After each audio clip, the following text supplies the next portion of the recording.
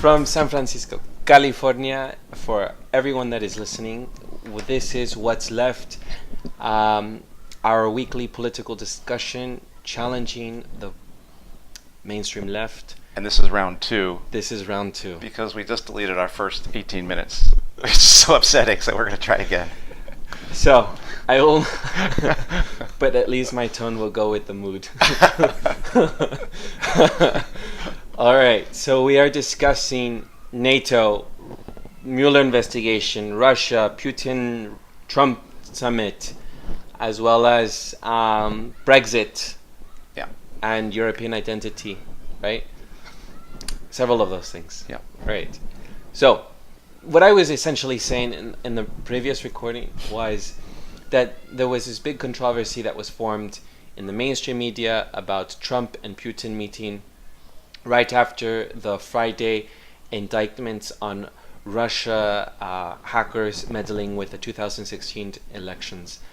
And I was saying earlier that I think that all countries should come to an agreement about not meddling with their elections. I think everyone should be, even the USA, not meddling with other people's elections, and Russia not meddling with with the US elections. What I think the controversy was formed and the frenzy around it was because Trump did not at all get upset or it is not known whether he said anything to Putin about the indictments and about the meddling with the elections. The point being is that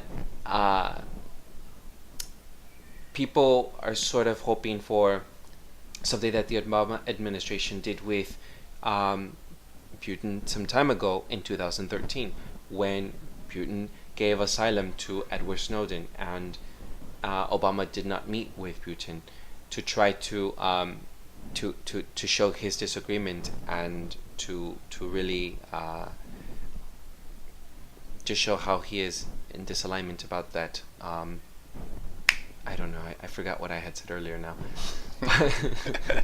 But anyhow, the point being is I feel that there's this big Russian Gate conspiracy that the establishment is doing, the left-wing establishment here in the USA is doing, and there is this thing about getting Trump in a way that the Democrats are trying to do they're not really, if they have anything that they want for the elections and they're trying to promote or they're trying to gather support, then they should do it in the other route, except they're doing it with the Russia Gate, and I think that is not the way for them to go.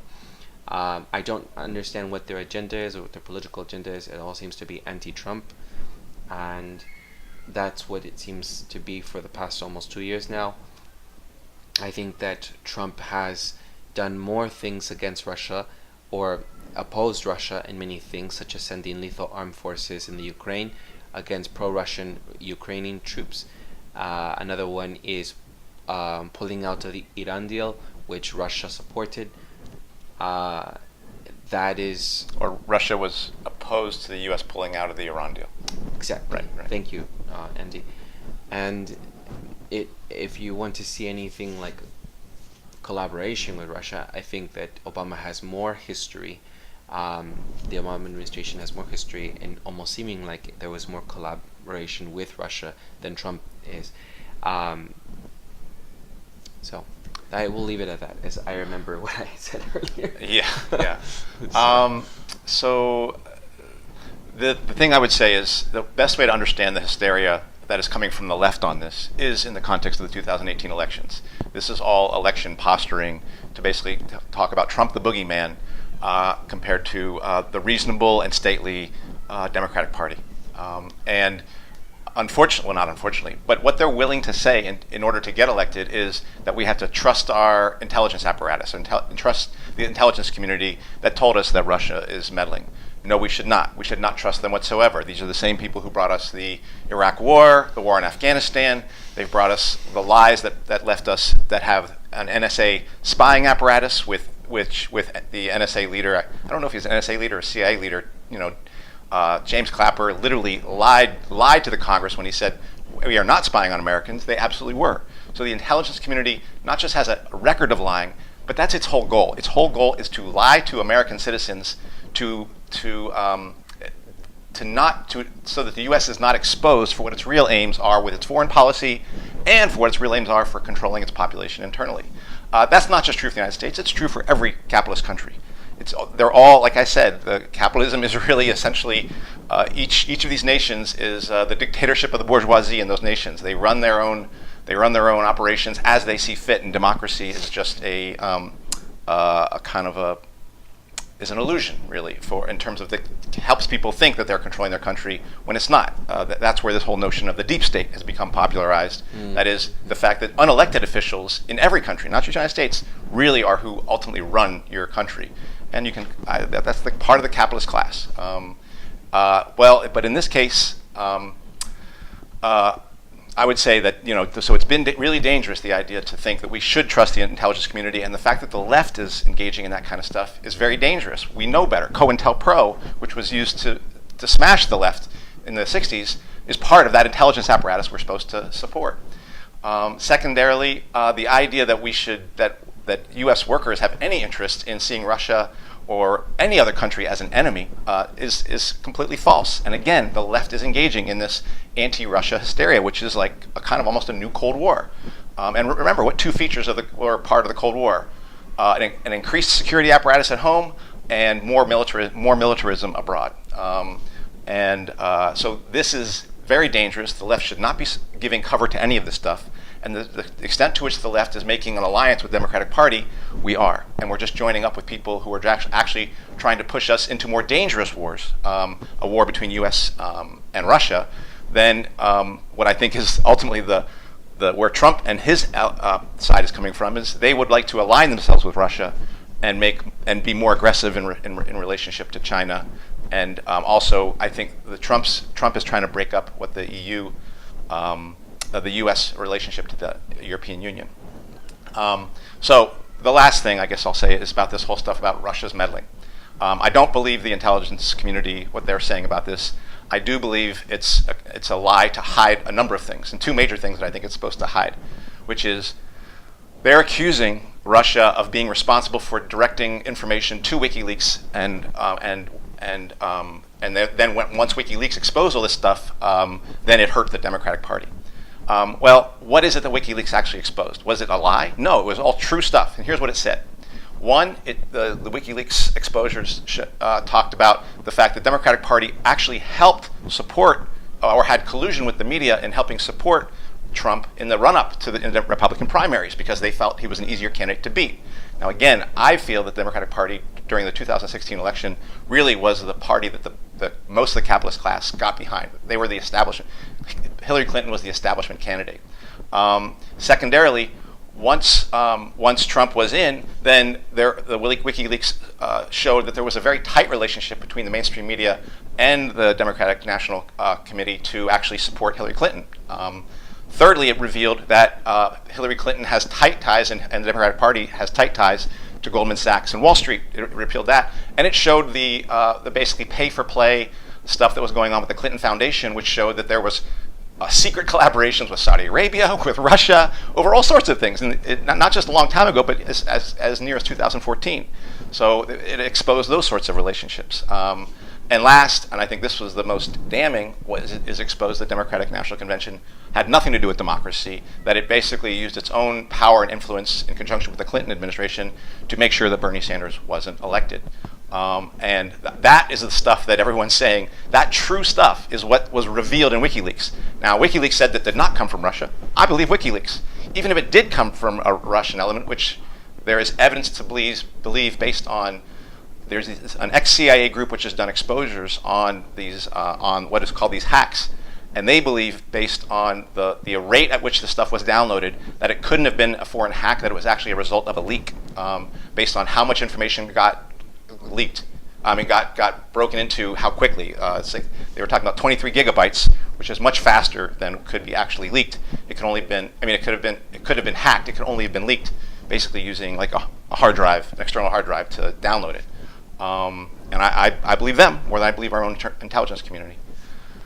And secondarily, I think there's a lot of evidence that that there were hacks that were going on in our election this year, but they were not done from Russia. They were actually done internally, I believe, by the forces associated, private forces and forces associated with the Department of Homeland Security, to basically rig the election against Bernie Sanders and for Hillary Clinton, and during the Democratic during the primaries in 2016.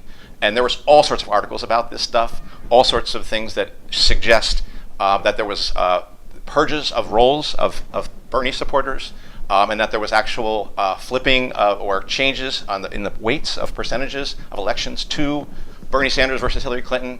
And in at least 11 or 12 states where exit polling was done, it was seen, out of 20, I think, that they were done, it was seen that the exit polls did not match up with the polls that were reported, well beyond what you would see in an election that was not fraudulent. In fact, if it's over 2%, it's considered fraudulent or possibly fraudulent in the United States, and all these were over 2% difference between the exit polls and the polls that were done. So again, I think that what is going on is theater to hide the fact that, and the last thing I would say is what has happened now since 2016, because of this stuff about Russia meddling in our elections, is the Department of Homeland Security, the very group that was responsible in many ways for the tampering during the Democratic primary. They have now gained complete control over our election system in a way that has never been done before. And that is very dangerous because I think they don't want to ever have an election where they get a surprise like they did with Donald Trump being elected. So, and the tampering. Last thing. Continue. Yeah. I have lots to say as well. Yeah. So, in the election tampering. One example that's often, we already know the United States does a massive tampering all over and it's not just tampered, it makes coups happen in countries where the results of the elections they don't accept, whether it be in Chile or whether it be in Iran. Well, a recent example of that is Ukraine, the very country that people are blaming Putin for coming into. The U.S. got itself involved in their elections very heavily to try to push for a pro-U.S. candidate over a pro-Russia candidate. So Russia and U.S. are vying it out in the Ukraine.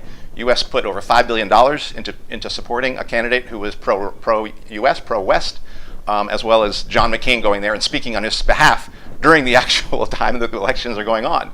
Well, there was a coup, and once that coup happened and the pro-Western person was installed, Russia came in. And Russia comes in saying, oh, we're defending ourselves from the expansion of NATO. Again, I'm not saying Russia is an imperialist power just like the United States. But my job here and the job of the left is to deal with its own gangsters, to deal with its own capitalist class, and to expose it and take it down. Because we can't allow ourselves to be pushed into, oh, they did this and they did that. North Korea did this, Russia did this, Germany did that, or whatever. We can't allow them to use exposures on other ruling classes that we know are criminal. They're criminal, right? But it's the criminality of our own ruling class that actually has to be exposed and taken down. And that's our job here as a revolutionary, as a leftist, and the left has fallen badly on this by basically falling for the anti-Russia hysteria, which I think is leading to kind of a new Cold War. You were saying that Bernie Sanders, you think that even Bernie Sanders had won the primary? Yes. I think there's evidence. I believe Bernie Sanders actually physically, like the votes, won the primary. If you really look at what the exit polls and things like that. And that the elections were hacked badly enough that they could flip the votes enough to get him to lose. So, yeah. Now, Bernie Sanders Bernie Sanders knows how all this election fraud, and he has been completely silent about it. He's fallen for the whole Russia hysteria. Yeah. He's saying that from the vantage point of being a socialist. That's completely wrong. It's completely a backwards notion. He's now basically a shill for the Democratic Party, which is why I say these people can't be trusted. Once you go into the Democratic Party, you end up carrying their water, and that's what he's doing. So he's now become a pro-imperialist, pro-espionage, pro-NSA supporting, because he's telling people to back the intelligence community. And I don't know about whether he should know better, but no socialist does that. You have to see the intelligence community as your enemy. I was going to say that by criticizing the Democrats, the Democrats demonizing Russia, that is not conducive to any sort of. If we want peace agreements, it's not conducive to any peace agreements because Trump himself said it, and this is what I'm starting to remember some of the things that Trump himself said, that Russia and the USA have the greatest nuclear arms. 90%. 90% of the nuclear arms.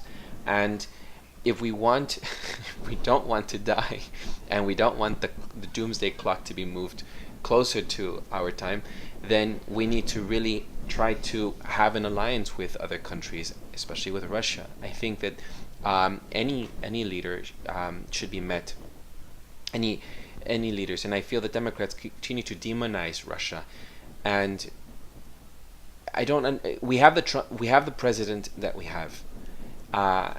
Would I have liked someone else to have met in that summit? Yes. What did they discuss for the 2-hour, 90-minute private meeting that they had only with the interpreters? Who knows?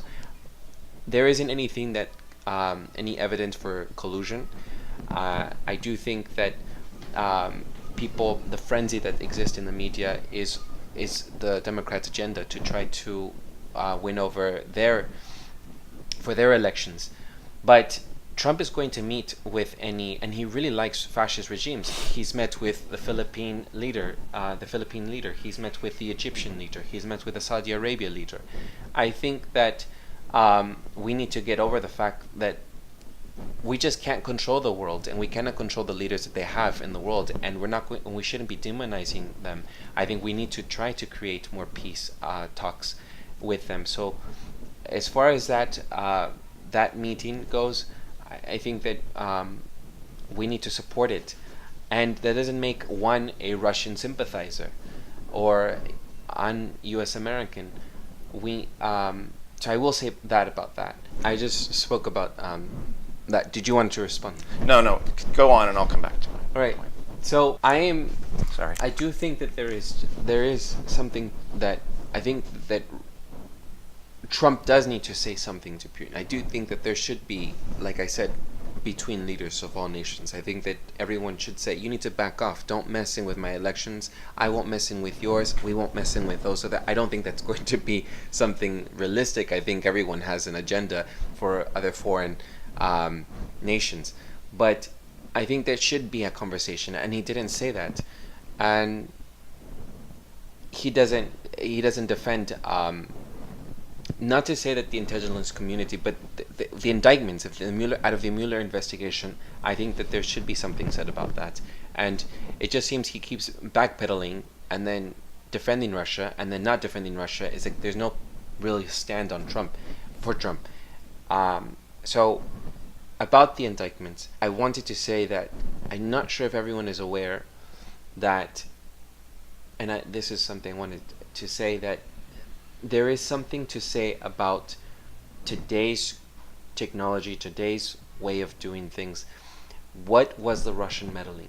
Was it hacking voter machines? There isn't any proof or evidence for that. But what there is when you hear in the media about meddling is that there are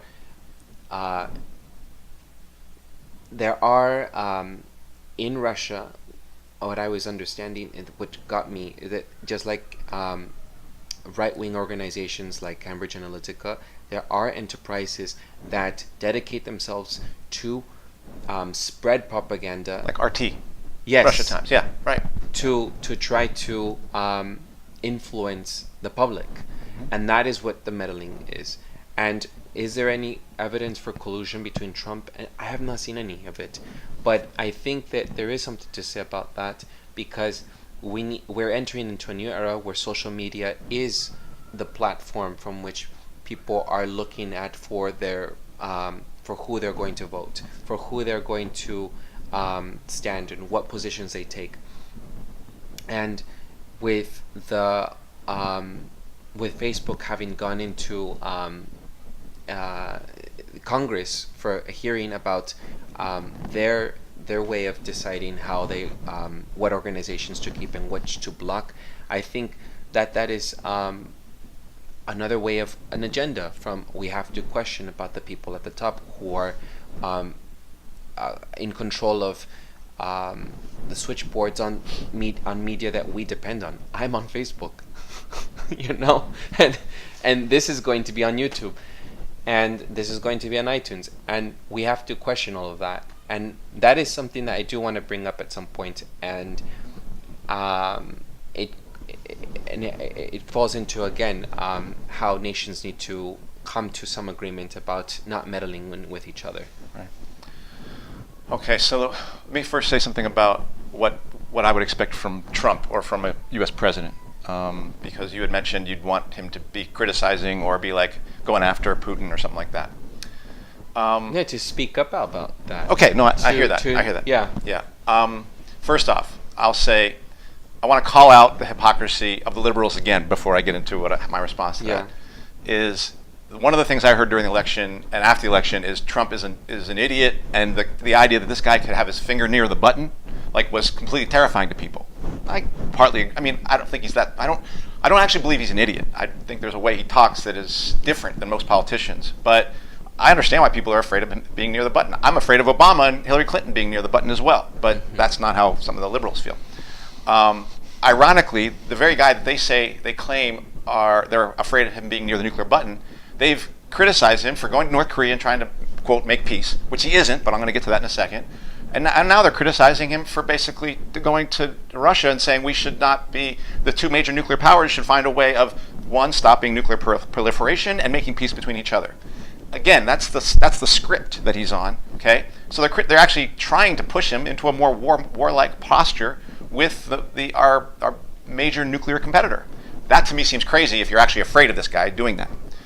But let me be clear that first of all, I don't want our president going to talk about making war, but I also know that that's what their job is.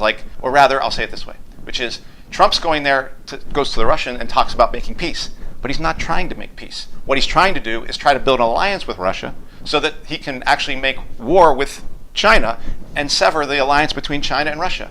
He did say he was going to talk about China. Yeah, the disagreement here at the level of the ruling class is not about whether to make war. They're all about making war. It has to be, because capitalism is about making war, because capitalism is competitive. And the person you're at the table with and under capitalism is only a temporary ally. That's the way the game works. And Trump just is, there's a friend of mine who used to put it this way, is Trump speaks in a way where he doesn't seem to know what are the actual lines he's supposed to speak versus what are the stage directions. And he tells the stage directions. Meaning, when he comes and goes to Europe and says European Union is an economic foe, he's actually exposing the actual real relations that exist under capitalism. And people were going after him for doing that. Now, he's not trying to expose capitalism. He's a capitalist. But he doesn't know any better. In that relation, I think he's very different than a politician. Politicians know how to lie at a much deeper level than I think Trump is able to do. I think Trump actually exposes a lot of things that the capitalists get really nervous about when he says stuff like this. But the reason for Trump's peacemaking with Russia is only temporary, because he's going to try to draw them into an alliance where the U.S. will basically try to move its forces a little bit more out of the Middle East, rely on Israel, rely on Saudi Arabia, rely on Russia to basically keep that region in check, and the U.S. is going to put more of its emphasis on conflict with China. That's Trump's version. That is not where the establishment wants him to go. The establishment is still based on the old script of war on terror, Russia being the enemy, and we'll make temporary alliances with Russia, and also be more, we're leader of the free world, we're going to be part of NATO to push against Russia. And again, Trump is challenging that strategy. They're all war-making strategies. The U.S. working class has no interest in either strategy, but I just think this is part of the hysteria that's kind of coming up around it, is because the establishment has a different idea of how to rule things, as it relates to things like RT. Look, RT is Russia's state Russian media basically, but I still listen to it. CNBC and CNN, Fox News, InfoWars, Democracy Now, in various, for me, are various forms of state-run media, okay? Because they're not independent. We talked about that in terms of independent media. I'll keep out Democracy Now if you want, but I'm just going to say that all those things are state-run, but you got to read them. You have to look at them because they give you different views into the stuff. Same with Al Jazeera. Same with Asia Times. Asia Times is another source to read stuff, which is often tilted a little bit more towards China, a little bit, Japan. And so these are things you all have to know about. You can't trust any of them because all of them have connections to capital in one way, shape, or form, or to some state actor. And so that's what I would say about that. Yeah. Well, certainly, I mean, I think that people try to rise up, and they get a rise from when Trump says that NATO the European Union is an economic foe. He is a businessman, so he is going to look at it from that point of view, and he calls it out as he is because he's just looking at his cards in a way that a business person does and says, you're not benefiting me in an economic way. And that is what makes him different. That's what makes him distinct from a politician, whereas a politician obviously considers the economic, but also knows and is very well polished to be able to speak to the public, that is able to mask sort of the way that Obama did with, we need alliances, we need to try to make political allies. And so that is the way that Trump speaks. I personally think that people on the left need to get over this Trump demonization and rhetoric around demonizing him for meeting with Russia and the whole conspiracy around Russiagate. I think the 2016 is something that we need to look at as something in the past. It is something that we need to move forward. I think that we need to just understand that this is the president that we have. And what I was saying earlier about meeting with Russia and other leaders, that is what we have to do. You're right that it is a temporary alliance, and that any sort of meeting with another leader is just another capitalist way to try to move in the capitalist agenda. And I think the Democrats are deceiving the public. And Can you say it again? The Democrats are... The Democrats are deceiving the public when they try to talk about, and they come out so benevolent about how Trump needs to be impeached because he is colluding with Russia. There is nothing I have seen that there is evidence for it, and I would be for impeachment of Trump if there was evidence for it. There isn't. And I think that what we have to look at for the future elections is that there is how the cyber war against other nations interfering with elections. I do think that there's already billions of money going into the NSA trying to make a cyber protect themselves against the election. So I think that there's already enough money that goes into it. So that is something that we have to look at forward. I wanted to say something else. It'll come to me. Okay. Yeah. There was something else I wanted to say. Right. Yeah. So in relationship to, I understand what you mean by get over Trump. And I guess what I would say about this is there is a danger that's taking place here. There is a danger. But it is not a danger that is going to be escaped from supporting either the Democratic Party or Trump and the Republican Party, or some of the Republican establishment is coming after Trump, which is why I'm aware that which is why I believe that the mainstream establishment view is that we don't make alliances with Russia right now, that we should be, keeping the old order of war on terror, trade with China, and pushing Russia and pressing Russia using NATO. Basically, that's what they've been doing by encircling Russia. That has been the old strategy. Trump is trying a new strategy. We will gain nothing by supporting either side because both of those sides are about bringing us into war, and we'll assure that. So what is the danger that's developing is the fact that everyone knows that there is a rise of nationalism taking place within these countries, and the Trump election represents that. And Trump is in many ways supporting the rise of that nationalism in European Union because he's going to use it politically to help divide European Union up and weaken Germany, because Germany will be the major beneficiary and will become the major competitor if European Union is able to form. That's why Trump is trying to pull Britain away from European Union and break that up, because he's thinking we should not be relying on European Union as an ally against Russia. You're talking about Brexit. Brexit, yes. Sorry, thank you. But again, these are strategies from the top on how to actually make the U.S. a better empire. That's really the level of the debate there. And we have no stake in that. we are not helped by the U.S. becoming a better empire, whether that be the Democratic or establishment vision, or whether it be the Trump vision. We are only going to be helped by taking down the system and capitalism, because that's what's driving this whole thing. This growing nationalism that's happening, and even AMLO, his election, is a kind of populist nationalism that's developing in Mexico. And again, this nationalism is a development that's taking place. It's taken place in the world before, prior to World War I, prior to World War II. As it became harder and harder for profits to be found by countries, they had to increasingly seal off their borders using tariffs, using sanctions to kind of push their enemies at bay initially. All that stuff eventually broke out into war, into World War. And that's what we are seeing, that process. That process is taking place in front of us with the rise of nationalism, with the rise of each country relying on itself. Trump is not an anti-capitalist. He's acting because of capitalism.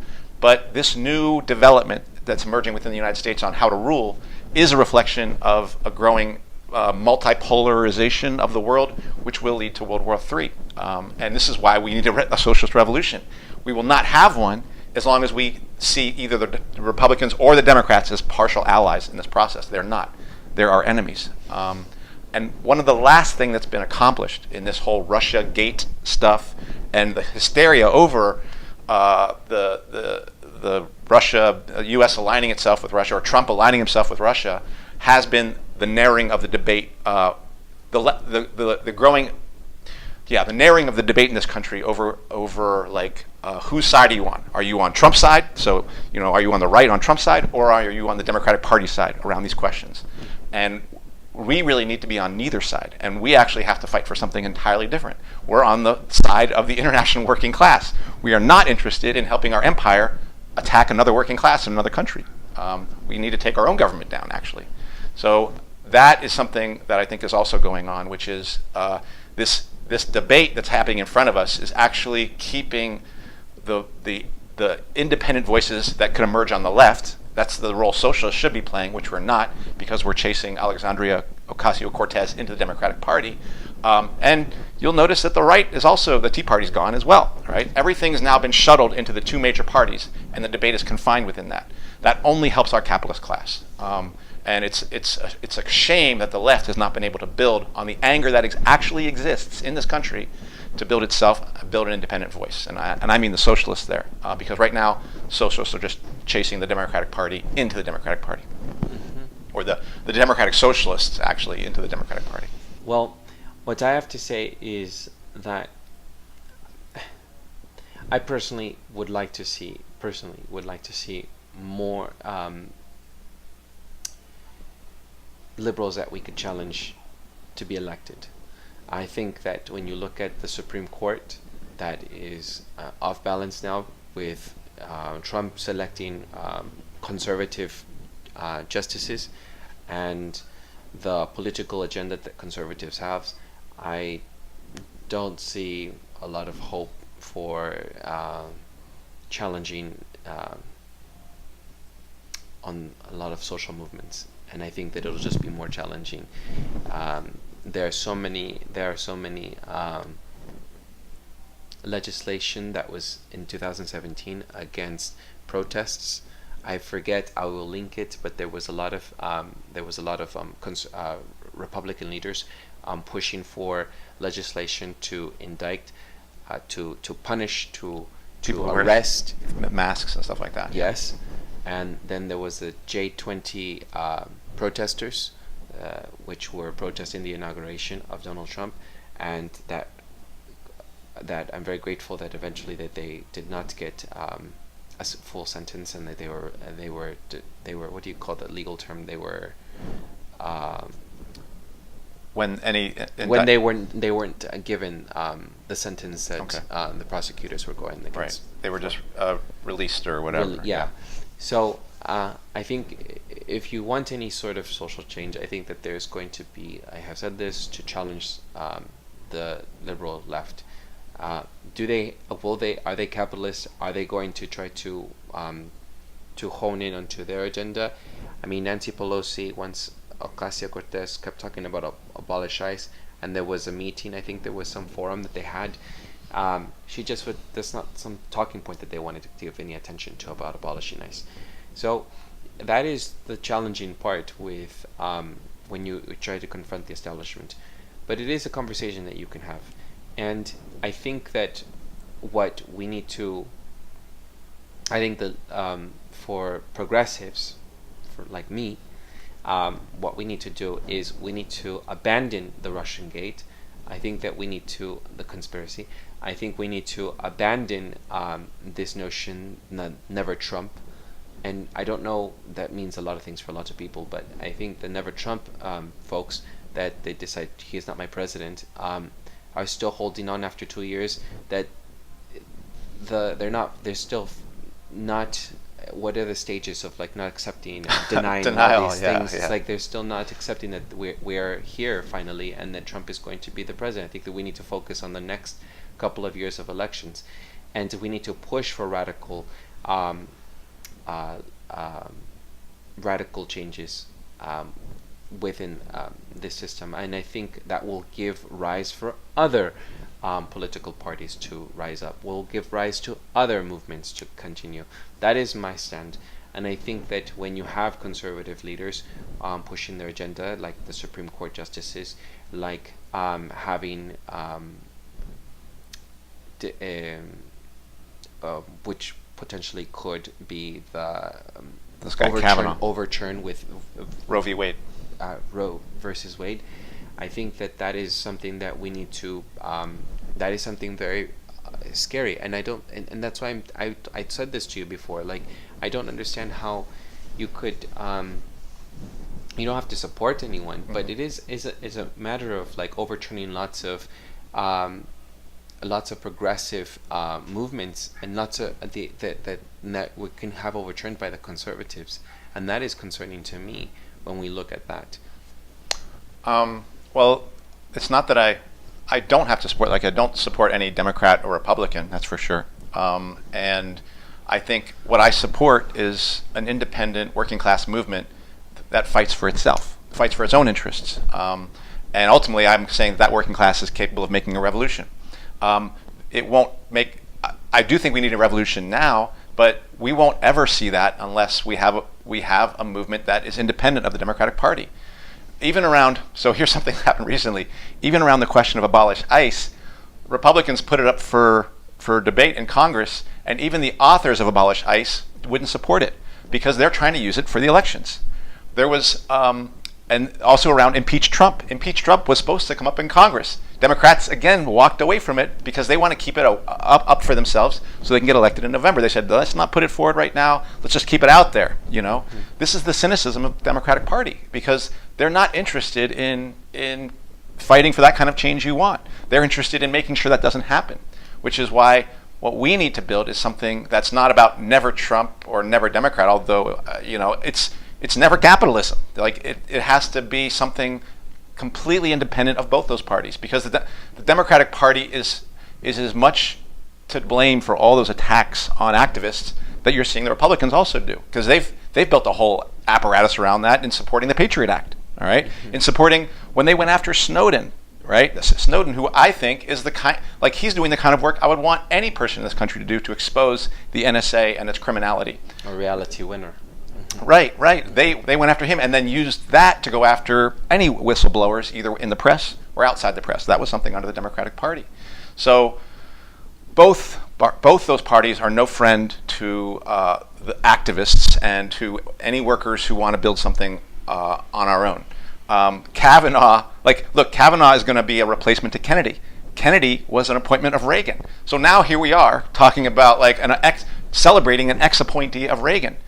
But the reality is these justices are not immune to, are just as subject to the forces on the ground as before. And those forces, to the extent that they remain inside the Democratic Party, are going to be incapable of actually fighting for the kinds of things we actually want. We have to no longer see that it's about electing this person or that person, and see that it's about building something of our own and fighting for our own interests. In my case, I believe that fight has to be a working class fight for socialist revolution that starts here and then spreads internationally. We're a long way away from that because right now the left is completely trapped within the confines of the Democratic Party. I don't see that happening when you have from two different opposite sides sometimes on positions. I don't know if that makes sense, Andy. Like, how do you unite to the working class? Right. How do you get them on the same page? And I don't see that happening. I don't see that happening within the working class sometimes, because people have religious belief, people have their ideas, and people are sometimes ignorant about where they stand, and they're influenced by the media, and that is hard to rally up. How do you rally up the working class? I'm forgetting the camera now. Like, I'm just telling you, like, that is where I feel sometimes that is the weak point of gathering the working class. Like, you need to sort of have some group to work not to say that you need to cause divisions, but I think it's easier to rally up the left than it is to rally up the right. And I see lots of divisions within that. And when we talk about like the working class, you talk about both, and I agree, like that is the right way to see it, right? But there is a division within that, and how do you gather them up when there is division amongst themselves? And so I find that is the weak point, that I have not seen what is a solution to that. And I only see that the Democratic left, as much as I do not like the establishment of who they are, I see a lot of them, like Sotomayor, who is against the Muslim ban and is dissentful on many things with Ginsburg. And that is the people that continue to keep like Wade versus Roe, or Roe versus Wade, and the conservative right is trying to overturn all those positions, and that is why I'm saying like continues to be challenging to criticize the left over the right. I think it is just to criticize the left to continue to move radically, but you're saying on the same page sometimes. I mean, I am trying. Well, I do believe the working class can be united, but it can only be united if it understands who its enemy is and who its enemy isn't. And its enemy is the capitalist class. Yes. And Republican supporters are flunkies of a capitalist class. But if you are supporting the Democratic Party, then you are, in a sense, acting as a flunky for your capitalist class. You are. I'm sorry. And whether or not they spew open racism or just use racist policies to fuel racism, which is how the Democrats give some lip service sometimes, but the anti-Islam hysteria, the anti-immigrant hysteria, that's been whipped up as much by Democrats as it has been Republicans in the past. Like so, what? Well, again, around the anti-Islam, that was where the whole war on terror and the continuation, like the extension of our war on terror by Obama, in saying we've got to basically go after these radical, Islamists in that region, the jihadis.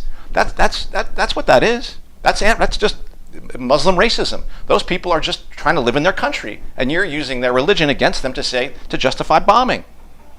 I don't know what you want to call that. That to me is part of the whole anti-Muslim terror that is being supported by the Democratic Party, which is expanding wars in the regions.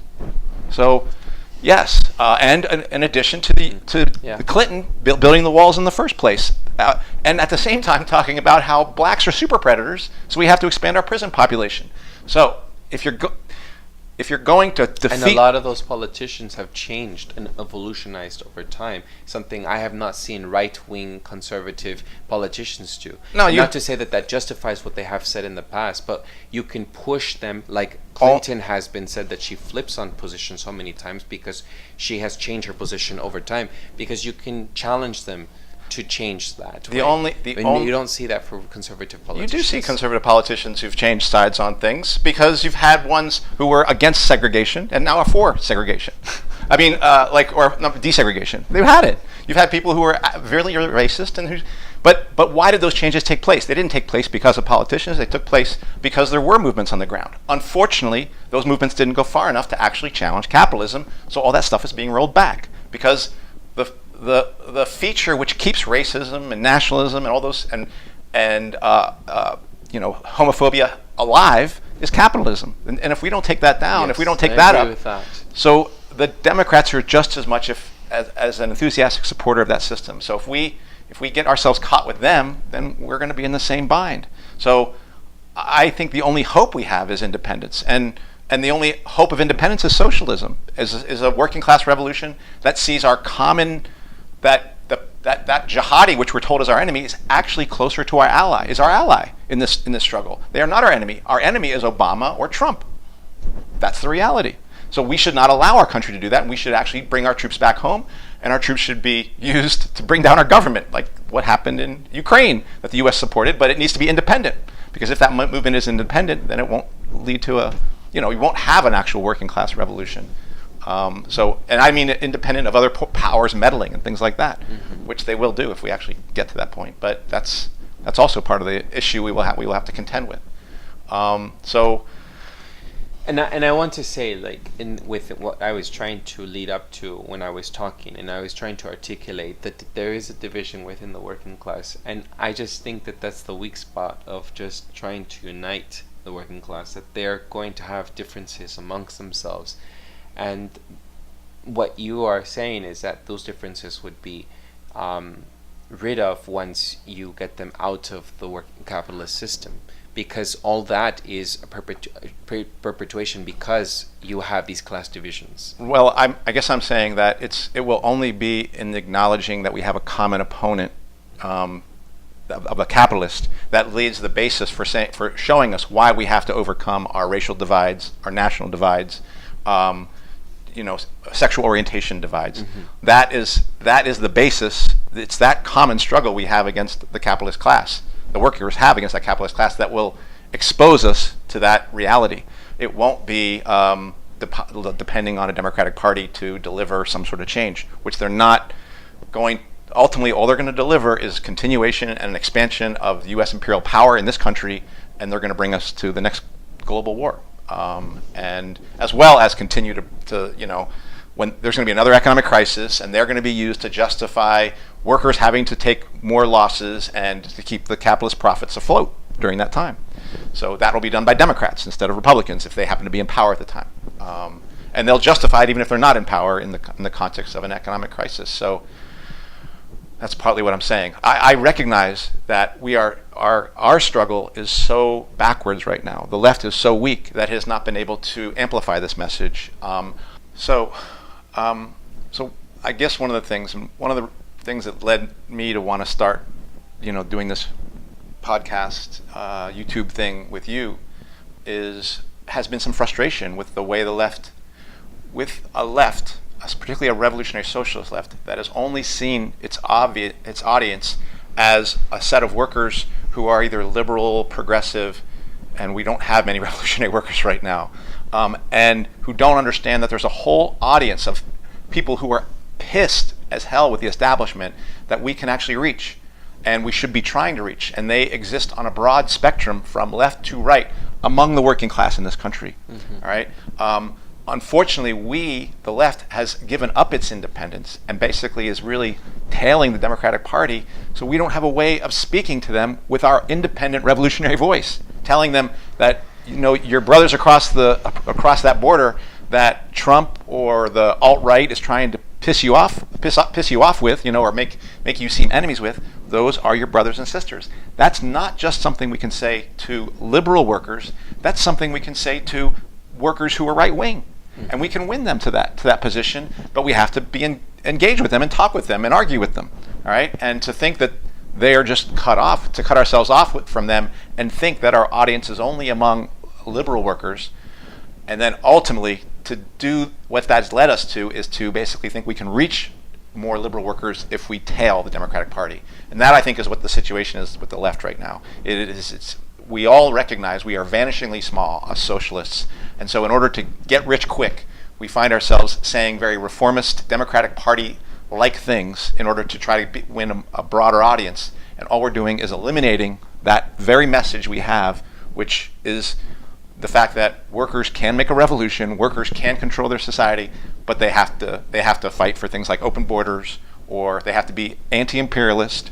They have to support women's rights because women are workers and we need them to have the rights that men would have in order to fight for the kind of world we need. So those are not just moral causes, those are political necessities of our fight for liberation as workers. That's an argument that socialists will say they recognize, but we have given up saying that with tailing the Democratic Party. Yeah.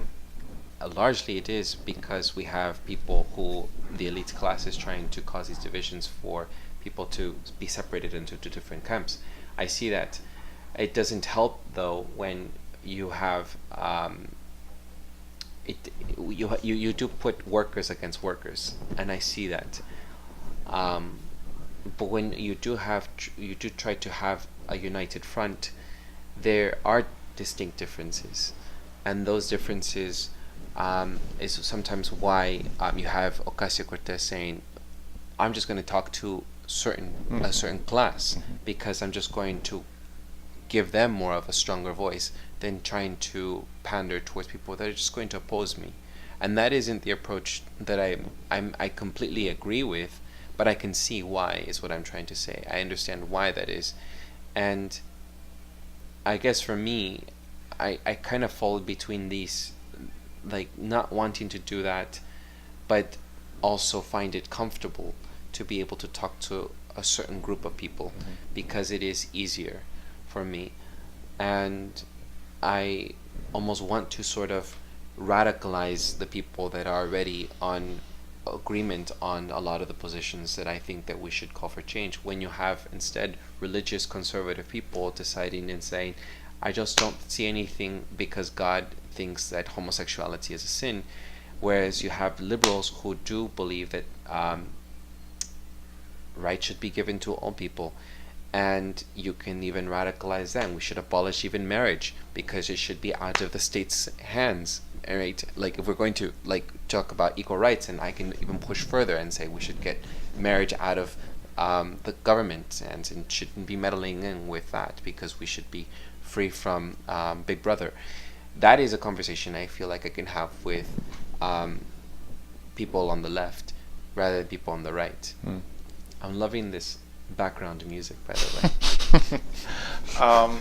Well, here's what I'll say, which is I think we've gotten into the area of kind of identity politics, right?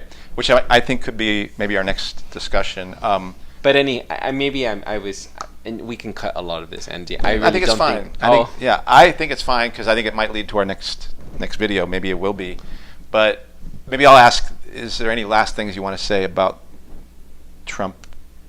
Yes, thank you for keeping me in check to keep on the topic.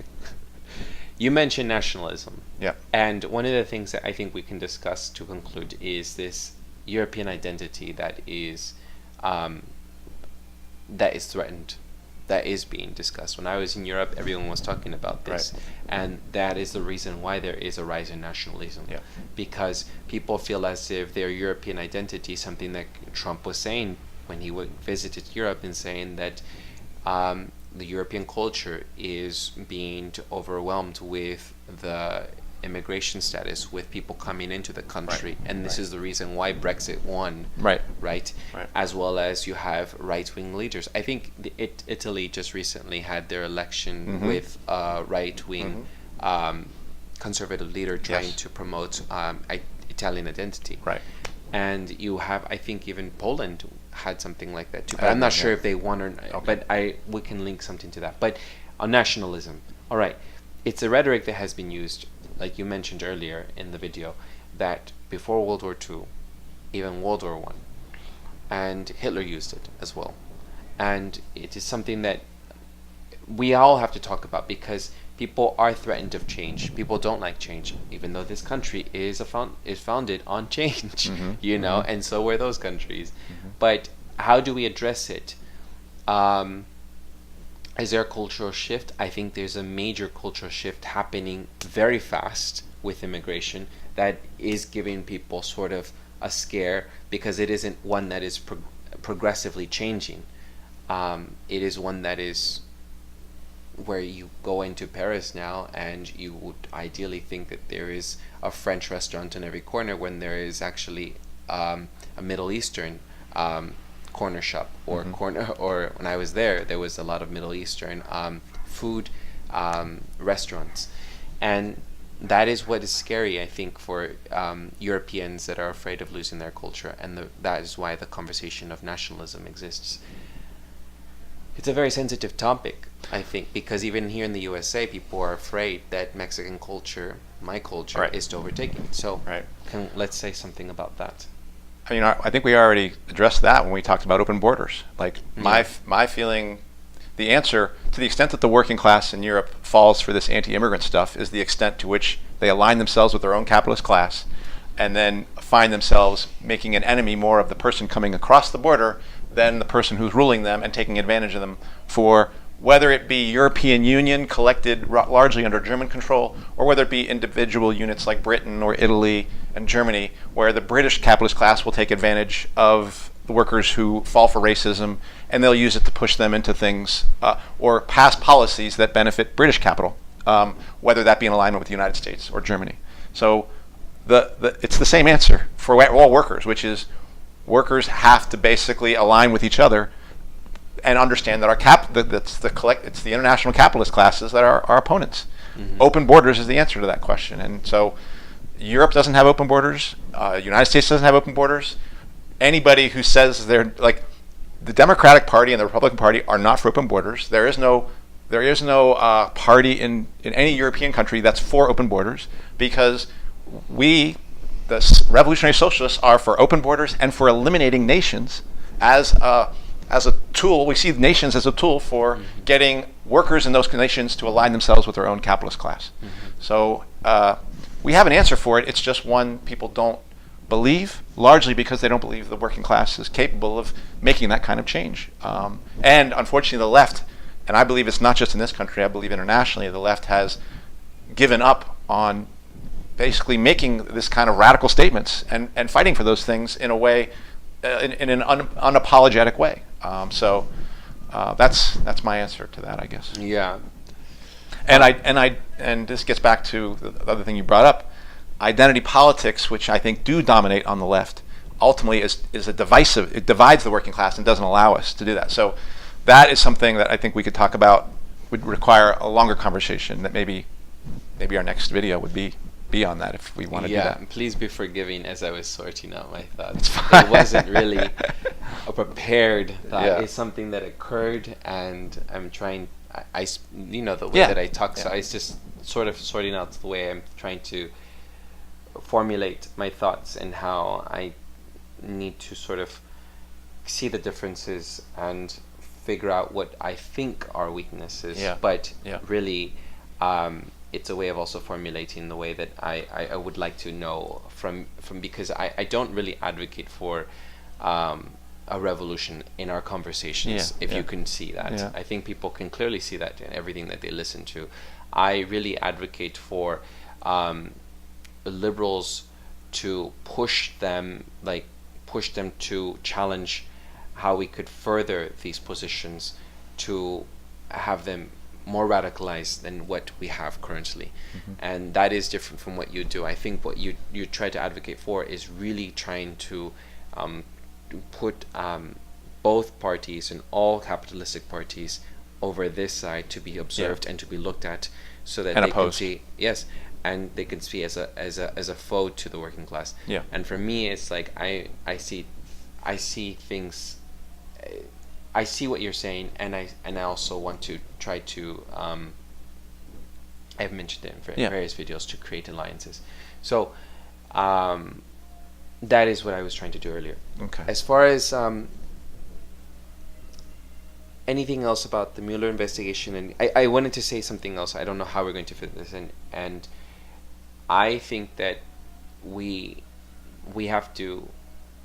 One thing be aware of is the differences in today's age about how we get our information from. After the indictment, it was very insightful about how the media has such a play. We have already had this with state media, like with television media and radio. Mm-hmm. But for foreigners to interfere into social media and to sort of give influence to that way, I think that is a channel that I think we need to explore further, and how we can combat that, because I think people are very ingenuous is the word, or naive, and they're very easily influenced. I will say this, maybe not, well, I feel like those people who are trying to spread our fear of social media, particularly Facebook and YouTube, their control they're exercising is to eliminate the independent voices. It's to amplify the mainstream voices. That's the reason they're doing it, and to eliminate the independent voices. So I am not for the kind of control that they're advocating, because they're using like foreign actors or far right groups and things like that. But ultimately, what they're trying to do is eliminate the independent voices, like yours and I's. If we ever got enough viewers, we would find that this channel would be pushed to the margins by YouTube. Yeah. The reason we don't is we have like fucking less than 100 viewers or whatever. Right. But if we did, if we had thousands of viewers, we would find YouTube would find a way of stopping, of beginning to shunt us off to the side, which is what they're doing to independent voices, through demonetization and through how they deal with their subscriptions and notifications and things like that. So I actually think I want an independent media. I actually think these resources need to be liberated. We have to understand that they are going to be used by the dominant powers primarily to amplify their voices, but we can't give up our rights and give the state power to take our rights away to use these resources if we possibly can. Yeah, I agree. I agree with that. So, next week. I think next week we can have a discussion. You said that we can talk about identity politics. We could have a discussion about that, but I also wanted to know if you wanted to have that interview. Right. So I think that's very prioritized. I don't know how long they're here for, if they're here permanently or not. So you can give us the details on that. Something Eduardo and I have been talking about is actually going to also doing some interviews of people that we know are activists, of people who we just know, who are regular people, and making this a forum for exploring just regular people's ideas or activist people's ideas. We debate about whether to let politicians in on this forum right now, but we'll get to that later. So we have some people in mind who've been active around the struggle in Nicaragua, which I said it might be 2 weeks from now, but if it could be next week.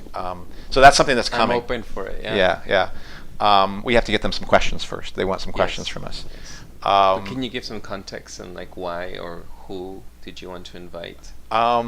All I'll say is You just said Nicaragua. Well, what about Nicaragua?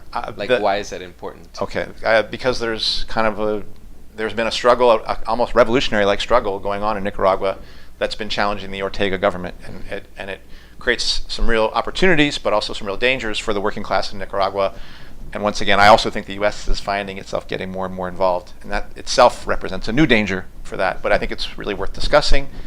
But more for me, what's important is to talk about the people who are actually here, that we can get in touch with about the kind of work they're trying to do. I would like to see this, what's left, also be a forum for talking about the ideas of regular people, regular activists, regular people, other socialists who have different ideas about socialism. Teachers and librarians. Right. And what are their ideas?